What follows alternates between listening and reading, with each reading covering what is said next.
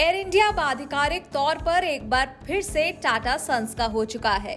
सरकार ने घोषणा शुक्रवार को एक प्रेस कॉन्फ्रेंस में की। 18,000 करोड़ की बोली लगाकर टाटा ने ये बिड जीता।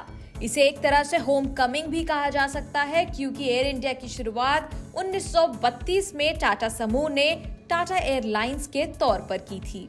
आपको बता दें, एयर इंडिया की बिडिंग की इस दौड़ में टाटा सन्स के साथ शामिल था अजय सिंह का कंसोर्टियम, जिसने 15,100 करोड़ रुपए की बोली लगाई। लेकिन टाटा सन्स ने 2,900 करोड़ रुपए से ज्यादा के अंतर से एयर इंडिया के मालिकाना हक के लिए लगाई बोली को जीत लिया। चेयरमैन रतन टाटा ने भी इस बिड को जीतने पर खुशी जताई और एयर इंडिया का स्वागत करते हुए लिखा, वेलकम बैक एयर इंडिया। दरअसल पिछले 14 सालों में सरकार को एयर इंडिया से 60,000 करोड़ रुपए का नुकसान हुआ था। 2018 से ही सरकार एयरलाइंस बेचने की कोशिश कर रही थी। एयर इंडिया के लिए सरकार ने फाइनेंशियल बिड्स मंगवाई थी।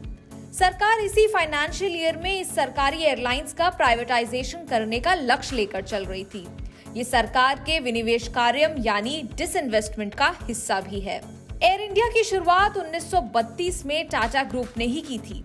टाटा समूह के JRD टाटा ने इसकी शुरुआत की थी। वो खुद भी एक बेहद कुशल पायलट थे।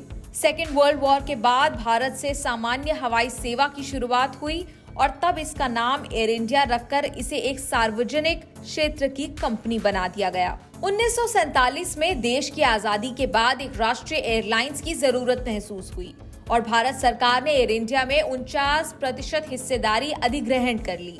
इसके बाद 1953 में भारत सरकार ने एयर कॉर्पोरेशन एक्ट पास किया और टाटा ग्रुप से इस कंपनी की हिस्सेदारी खरीद ली। इस तरह एयर इंडिया पूरी तरह से एक सरकारी कंपनी बन गई। अब 68 साल बाद टाटा की एयर इंडिया फिर से हो गई है। टाटा ग्रुप और एयर इंडिया का पुराना नाता रहा है। एयर इंडिया की शुरुआत एक शौक से हुई थी, जिसकी नींव रखी थी जाने माने उद्योगपति JRD टाटा ने। भारत की आजादी से पहले ही 1932 में टाटा एयरलाइंस की स्थापना हुई थी। टाटा ग्रुप के पूर्व चेयरमैन JRD टाटा केवल उद्योगपति तक ही सीमित नहीं थे। 1929 में उन्हें पायलट का लाइसेंस मिला। भारत में पहली बार किसी को पायलट का लाइसेंस इशू किया गया था और इस तरह JRD टाटा भारत में सिविल एविएशन के पितामह बन गए। दूसरे विश्व युद्ध के वक्त विमान सेवाएं रोक दी गई थी। दूसरे विश्व युद्ध के बाद जब उड़ान सेवाओं को बहाल किया गया, तब 29 जुलाई 1946 को Tata airlines public limited company बन गई और उसका नाम बदलकर एयर इंडिया लिमिटेड रखा गया। आजादी के बाद 1947 में टाटा एयरलाइंस की 49% भागीदारी सरकार ने ले ली थी।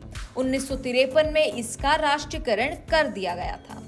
न्यूज़ तक ब्यूरो।